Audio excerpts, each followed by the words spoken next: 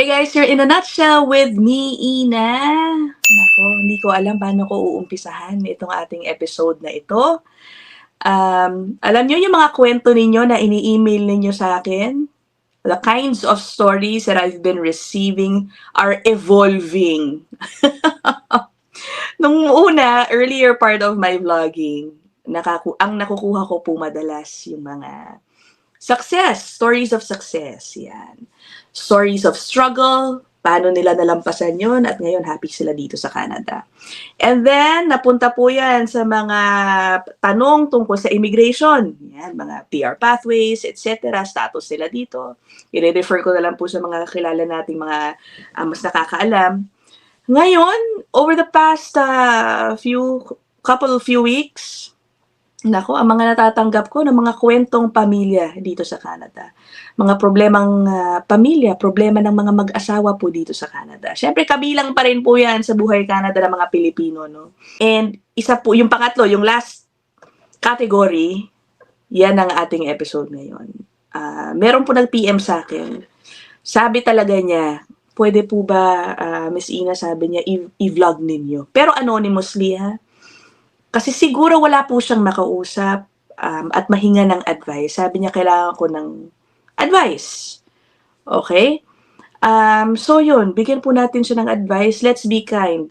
Okay? Ang sabi ko po sa kanya, sige, gagawin ko to, pero ihanda mo sarili mo sa mga maaaring sabihin ng iba. Diba? So anyway, okay naman daw siya. Again, anonymously. So this guy sent me a long message. I will just be showing you guys excerpts, okay? Parts of his message dahil napakahaba naman kung masyadong ilalahad ko lahat. The situation is, paano ba? Lamia po, naka-work permit, si Mister. At kinuha po niya ang kanyang misis sa Pilipinas. Let me give you a brief summary of their situation.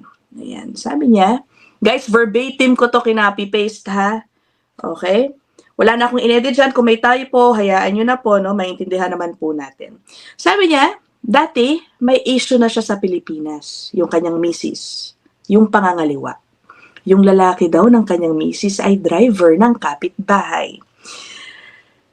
Sinabihan na ako ng pamilya at kapitbahay ko na meron siyang lalaki doon sa Pilipinas, pero hindi ako naniwala. Kasi mas pinili kong paniwalaan yung sinasabi ng asawa ko. At dito naman, gumagawa na naman ng pangangaliwa na nandito na siya sa Canada.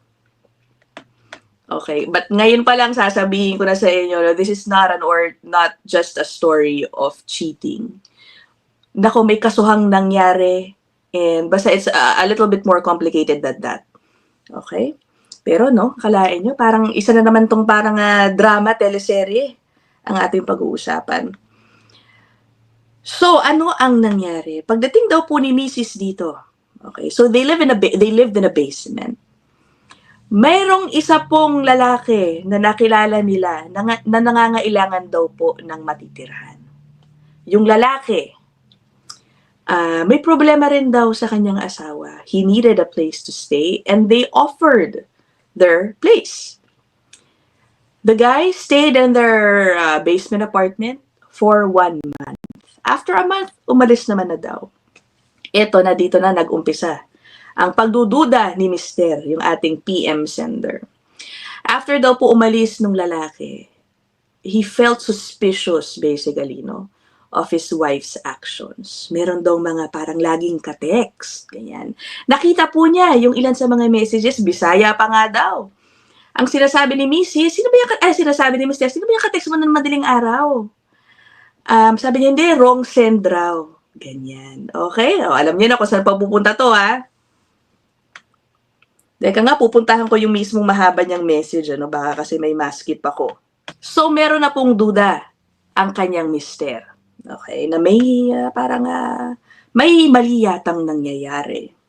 O sige, eto na. Ang second big incident that happened, sometime in May 2024, natutulog daw silang mag-asawa sa kanilang bahay. By the way, may housemates sila, ha?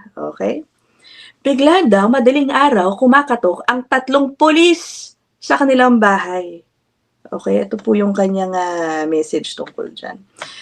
Ayan. Nagtaka kami lahat sa bahay. Tulog na po kami lahat sa oras na ganyan, kami mag-asawa at mga ka-housemate. Ayan, pinangalanan niya po yung mga housemate, dinilit ko yung pangalan. Gumising sila kuya ate at ate kasi may kumakatok sa pinto sa basement na pulis, 3 po sila. Ang sabi, may nag-report daw na nag-aaway kaming mag-asawa. Eh tulog po kaming lahat sa bahay. Naku po, pagkatapos nangyari yan, nagtanungan daw silang housemates, sino kaya yung tumawag? Bakit kaya ganito, ganyan? He says they were able to find out kung sino ang nag-report. Okay? Yung number daw po nakachat na kanyang misis is the same number that called the police. That's what he says. Okay? Alam mo, binigay niya sa akin pati yung cellphone number nung lalaki, no, yung kachat ni misis.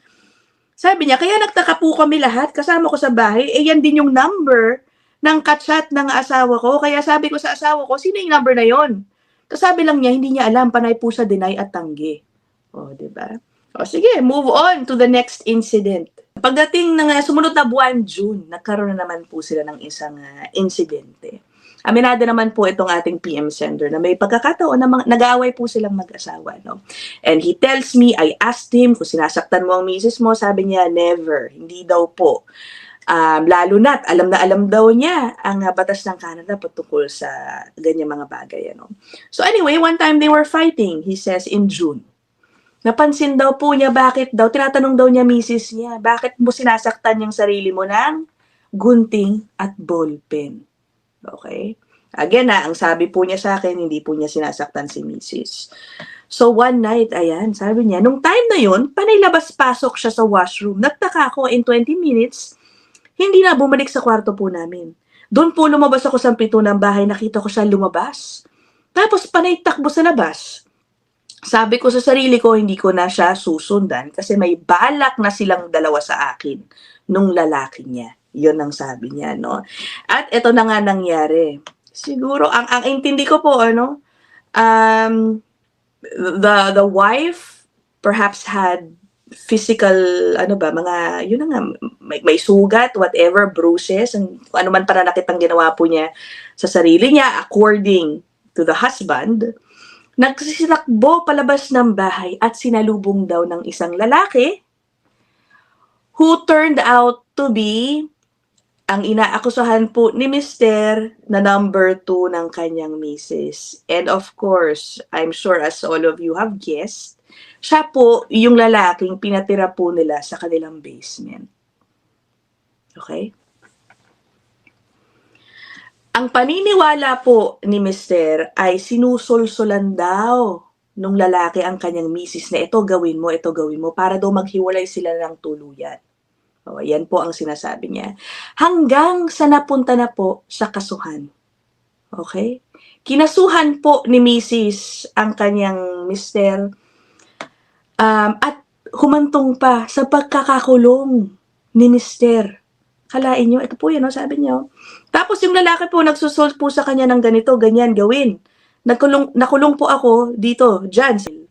Nagpasalamat po nga siya, may nabanggit po siyang isang organisasyon na bahagi po siya, tinulungan po siya makapagpiyansa.